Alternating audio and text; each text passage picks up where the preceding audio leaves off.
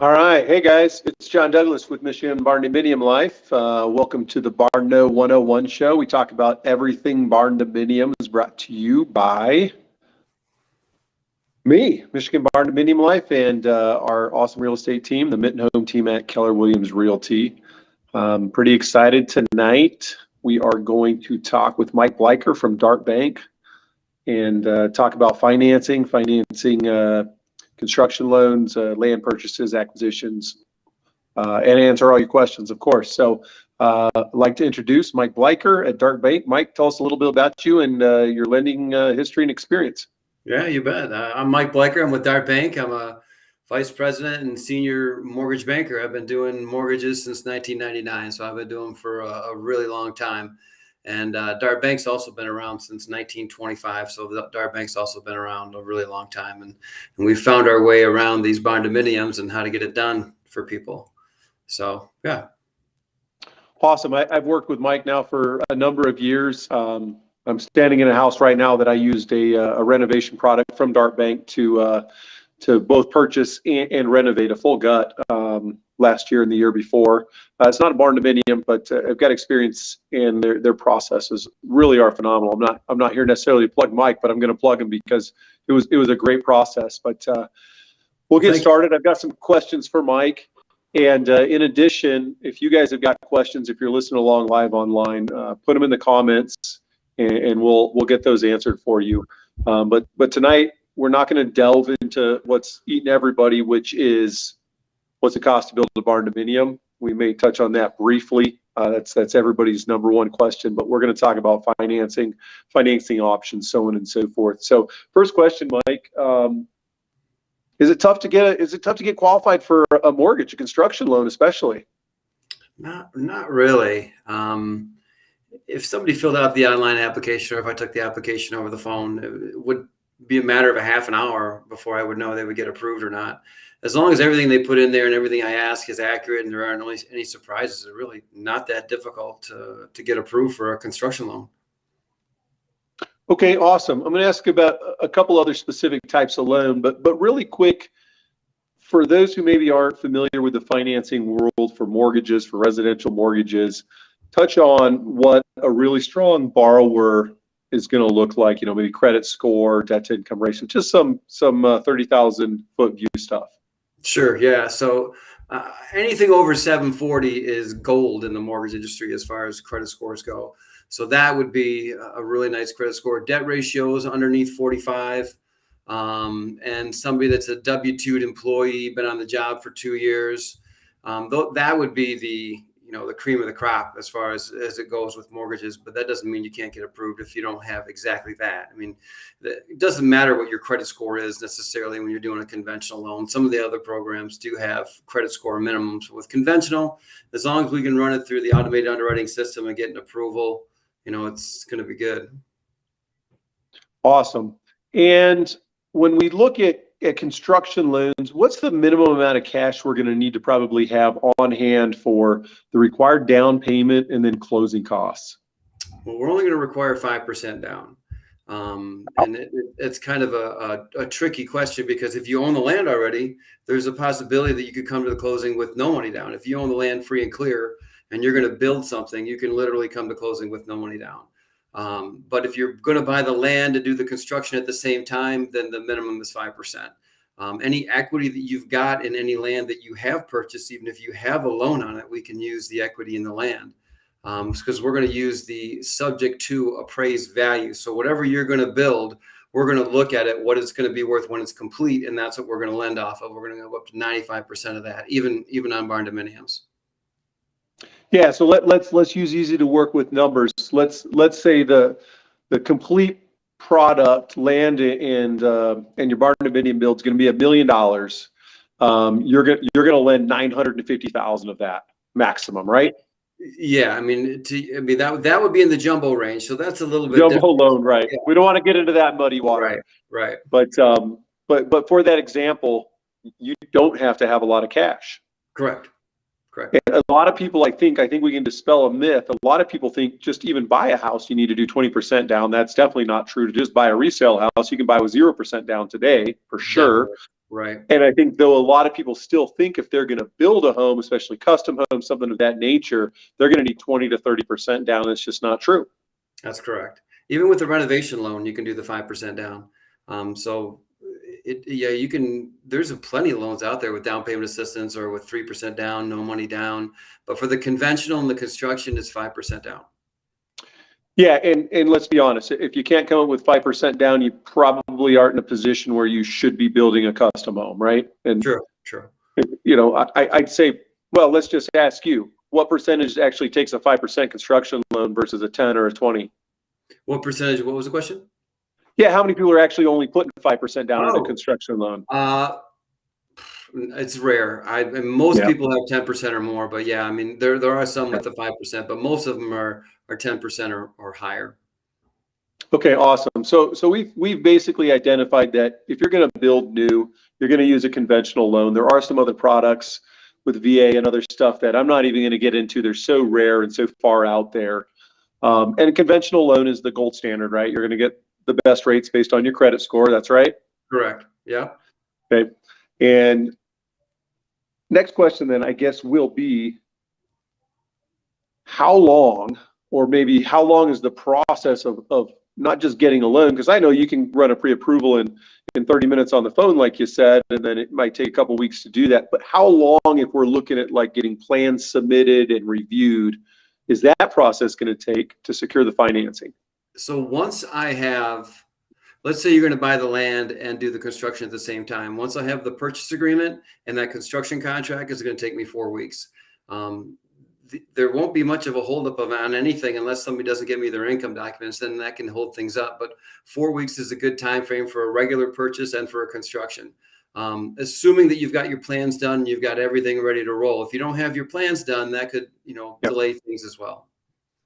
Yeah. So when we look at structuring how we're going to plan for a barn dominium, job one is, if you've got the land, okay, job one is, okay, get out there and talk with your builder because you need to have construction drawings, right? Not a sketch, not an Correct. idea, official stamped construction drawings to Plans. submit with your loan application. Correct. Yeah, because the appraiser is going to need that. They're going to need to know how big it's going to be. They're going to need to know all the information, everything that's going into the house. So the plans are a big part of it, as well as that construction contract. Gotcha. Okay, awesome. So 5% down minimum. Once you've got all the other planning done, a month to close on the loan, what happens next? So if we close on a construction loan, or when we close on a construction loan, your builder can actually get some money at closing. We can give them up to 10% for materials to get started.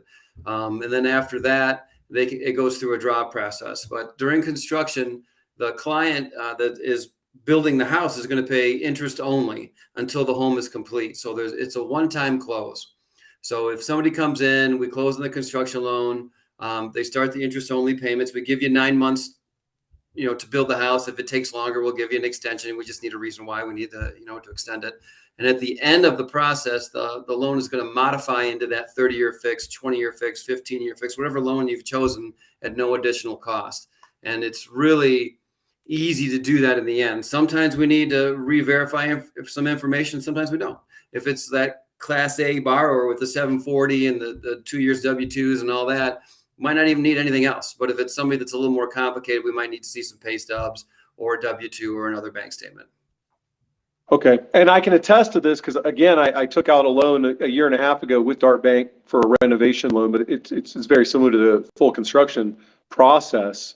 And it was great because I got to lock my rate in when the rates were still really low. Correct. I wasn't worried about. That's a great thing to mention here. So during construction, let's say today's rate is 6.5 on construction. You're going to get 6.5 all the way through construction, and you're going to pay the interest only. But at the end of construction, if rates are higher than 6.5, you're still going to get 6.5.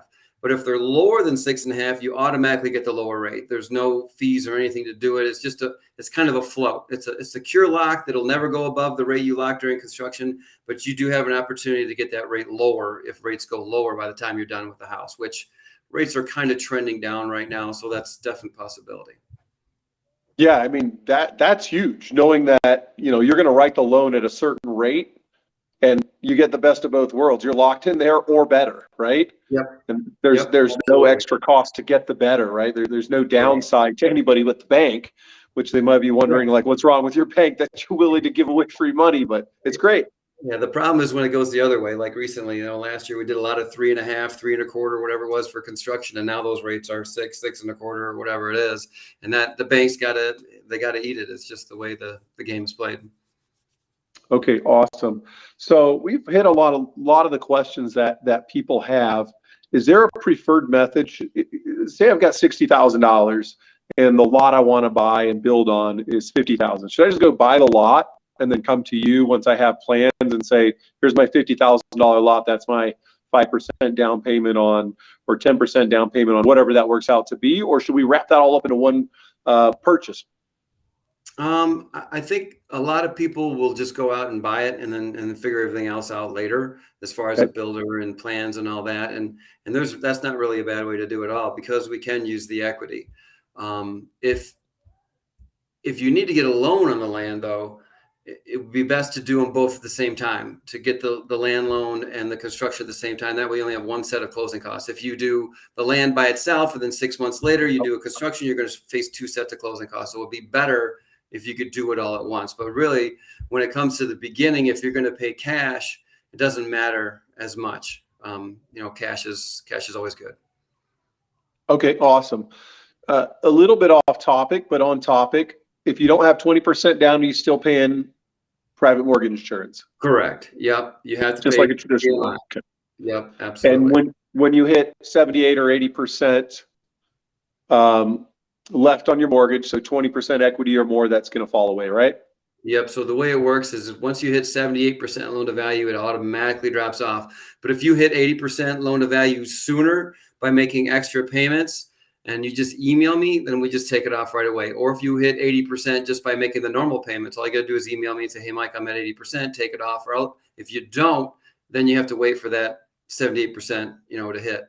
If the other way to get rid of PMI is, let's say 4 years down the road, your value has improved in your house, maybe you've done some improvements and you want to get rid of that PMI, then we could do another appraisal. You just would have to pay for an appraisal to make sure that value is there, and then we can drop the PMI that way too.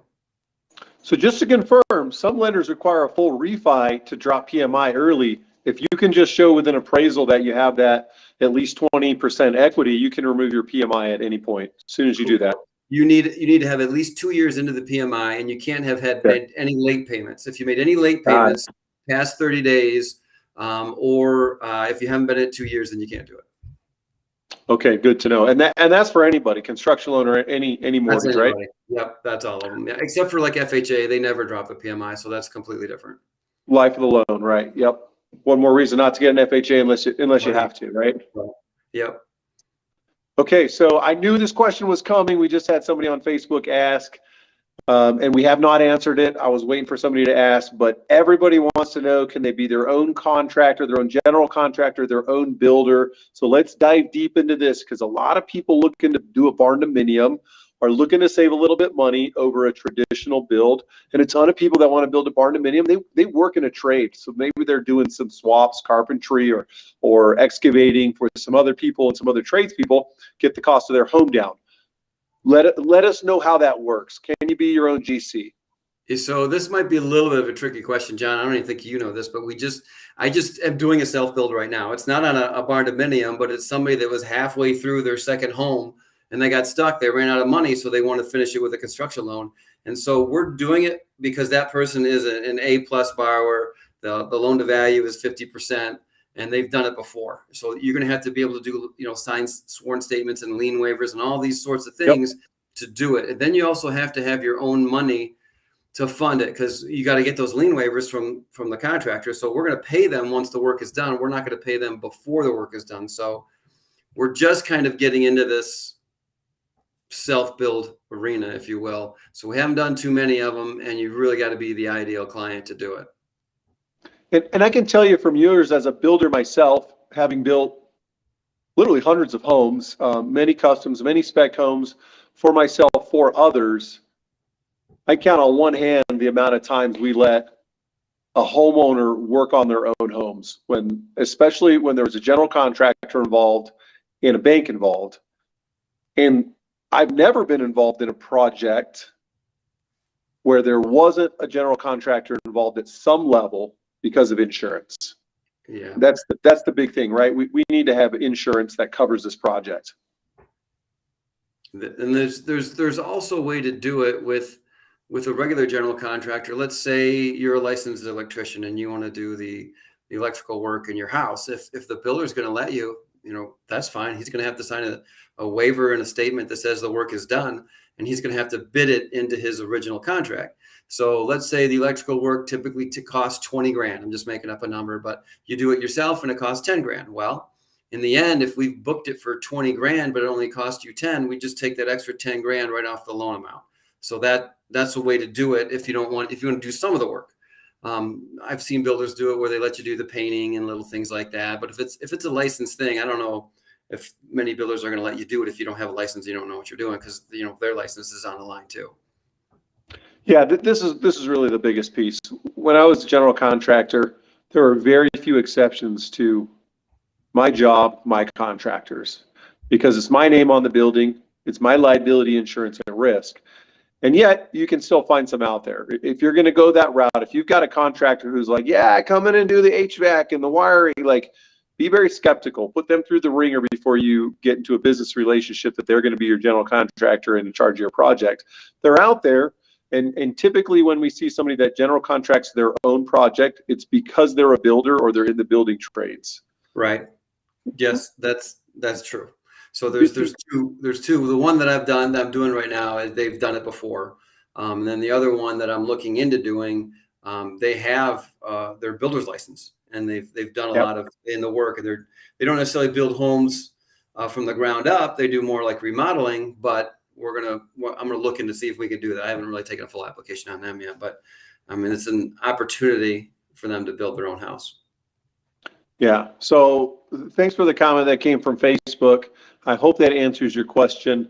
The whole trade swap, the idea that you're going to come in and do some of your work, it's out there. Just don't count on it.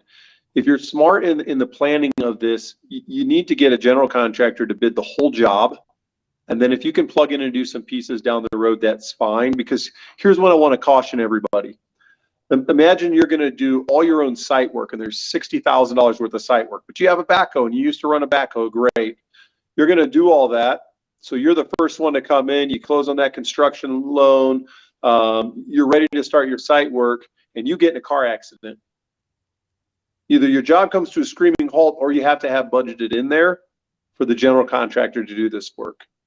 So I like the product that Mike has, which says like, okay, John, your general contractor said $20,000 for the framing. I go do the framing myself. It's only 10. So the contractor only bills for 10,000 and that $10,000 comes off the loan. That's great. I'd rather have all that money in there in the front for the contractor to hire somebody, not you, the homeowner, to do the work. That's going to protect you. It's going to protect the contractor. It's going to protect the bank, everybody involved. So 100%. That's absolutely true. That's one of the reasons why we have it done that way, because you never know, life happens, something happens to you. We got to get the work done. So yeah, work gets done or money gets burned. As soon as that loan's taken, money's getting burned every day. So another question, and we touched on this. You may have not been on when we touched on this. We'll go over it again. What's that time length? With Dart's construction loan, it's 9 months. But as Mike said, if you need an extension, you can get an extension for reasonable causes. Most homes from the time that you break ground should be done in 9 months or less, unless we're talking some behemoth, in which case, they're going to know right up front this is an 18-month project, right? It's kind of special, and it's probably a jumbo loan, some other special things. The average house, once you break ground, if you don't have any significant delays, 5 to 6 months. We got slowed way down during COVID because of labor shortages, material shortages, supply chain issues, and builders. I helped some people build custom homes during that time. Builders were constantly pushing them back. No builder was committing to any timelines. That's cleaned up a lot in the last year.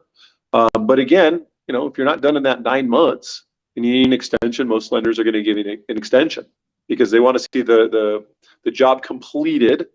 Right? They want to see a happy customer. And if you go like 9 months is up, it's over, show me complete project, There's not much That's we can do when the 9 months is up if it's not done. We got to get it yeah, done. So we're gonna do whatever we can to get that thing built. yeah. So I've got a question. I shared a property that an agent had listed down, I think in Eaton Rapids a couple weeks ago. Yep. It was a half-built barn dominium. Can we Yep. can we can we basically take that renovation slash construction loan and say I'll pay 5 or 10% down of the finished value and finish out something like that? You sure can. Yeah. So you just take that barn home and then you get a contract for whatever it's going to cost to get it to completion. And then we'll lend on, 95% of whatever that amount is. The tricky part to that particular home, it was like a 1 bedroom, 1 bathroom. That's going to be hard to appraise out. Even on a regular home, if it's a 1 bedroom, 1 bathroom, the appraiser's got to compare it to other 1 bedroom, 1 bathroom houses. So I think that was also on 25 acres. So it might have appraised out, but if I were buying that, I would have added a bathroom or another bathroom and at least one more bedroom to help out with the value. Yeah, so and that's kind of where I was leading with this. One of the biggest struggles and challenges we have is finding comparable sales for the appraiser to say, okay, this type of home, this size and this acreage is going to be worth what you're going to borrow on it, right? Yeah. So now the appraisal used to be really tricky. There weren't a whole lot of barn homes out there, and it would be really hard to find a comp. But we've gotten a little bit laxed on requiring a comp. We prefer there would be one barn-do comp on the appraisal, but if there isn't, then the appraisers just got to do the best they can to come up with a value because it's worth something. It's not worth nothing, and they're not white elephants anymore, where there's just a really rare, kind of a thing. They're becoming more and more prevalent. So we're just looking at them as their single family residences. Would we like a barn-do, comparable? For sure. But if there isn't, then we just need some verbiage in there that says the design and appeal doesn't affect the marketability. That's all we really need the appraiser to say. Yeah, and I think this is a big education piece, right? As it become more common, it'll be easier to do this. But we're still early on the hockey stick of barn doors taking off here in Michigan. I think it's really important that people work with somebody that's experienced in this arena to help guide them through some of these tricky steps, right? Like For sure. you helped one of our clients last year buy one, and I think one of the things they ran into was an appraisal issue. And if I remember right, they may have started with another lender and they switched to you guys because you guys could get it done. They had an appraisal already done, and they couldn't do it because there was no barn-do comps. But we actually used the same appraisal and were able to get it done without the barn-do comp. We just asked the appraiser to comment on the design and the appeal.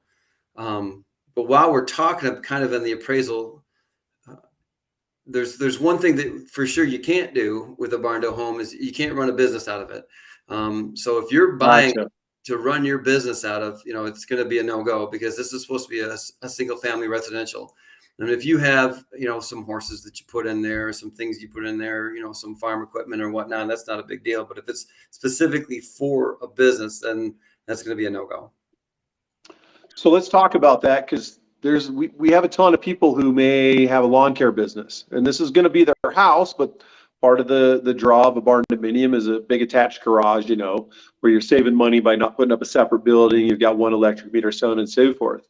Is this something where, say I'm a carpenter, I put my wood shop and I do woodwork in my garage, but I've got my attached house, and that's actually my house. Is this a case-by-case basis, or is that just a no-go? It would be more of a case-by-case. That doesn't sound like it would be an issue at all, because if you store some stuff in there that you use for work or you do a little bit of work in there, that's no big deal.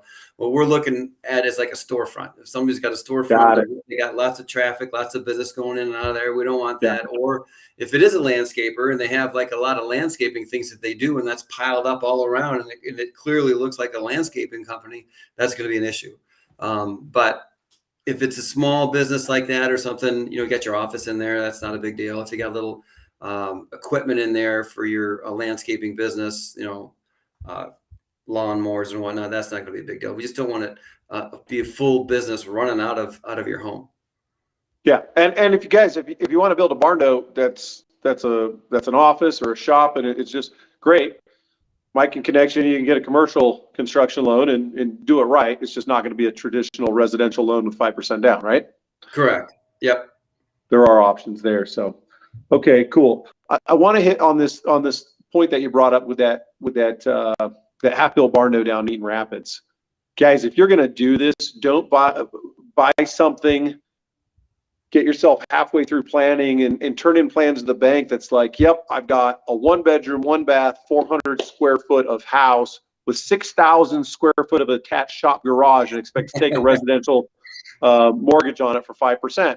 You're building a house. You're building a special kind of house in the style, but it's still a house. And if your house isn't like any other house, it's not going to fly. And one of the problems people are running into right now is they're getting out of order in the correct order of planning this, which is identify land, identify use, identify plans, do all of that before you spend any money.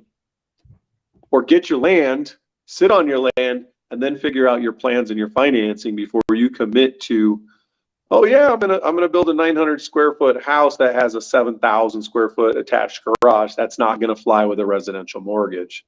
So planning. We talked about this on our last show. Will save you headache, time, and a ton of money, because the last thing you want to do is buy a $100,000 parcel of land to build something, and then you just can't do it, and you got to save, for 15 years so you can do it with cash. Real quick, last thing. Grandma gives me 100 acres and $500,000. I go out there, I build my dream barn door on it, everything's cash. And then all of a sudden I have a business opportunity. I need $300,000 to buy a business from my friend. Can I take a mortgage, some kind of home equity line out on that building to access my equity? Yeah, absolutely. Yeah. Just like a normal home? Just like a normal home. There's no difference between doing a cash out on that or a cash out on a regular home. You can absolutely do that. Okay. Awesome. Does anybody have any further questions for Mike before we let him go tonight? Last chance to ask questions. The good news is if you don't put any questions in the chat right now, Mike's in our Facebook group. You can hit him up there. You can call him at Dart Bank, send him an email. He's a wealth of knowledge. I love working with him. I look forward to the next project I get to do where they're financing for us. So it doesn't look like we got any more questions coming. Anything else you want to add before we wrap it up, Mike? Nope, I think that's about it. And thank you very much for your time. I appreciate it. Yeah, it was great. It was great having you on again. That's Mike Bleicher at Dart Bank. They are local to the greater Lansing area, and they offer both construction loans, traditional mortgages, banking, a whole suite of products for all your money needs. We really appreciate you coming on tonight, Mike. For everybody else, we'll be signing off. This was the BarnKNOW 101, and we appreciate y'all being here. We'll catch you next month. Topic has not been determined yet, so we'd love to hear from all of you what you'd like us to do the show on next month.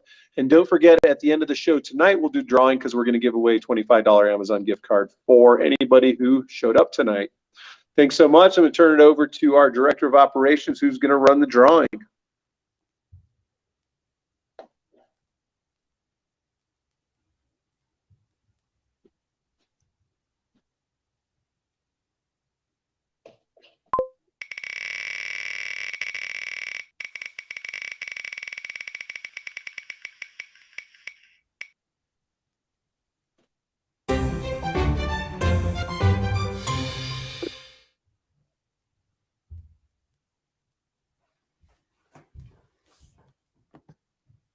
Awesome. Congrats, Lisa.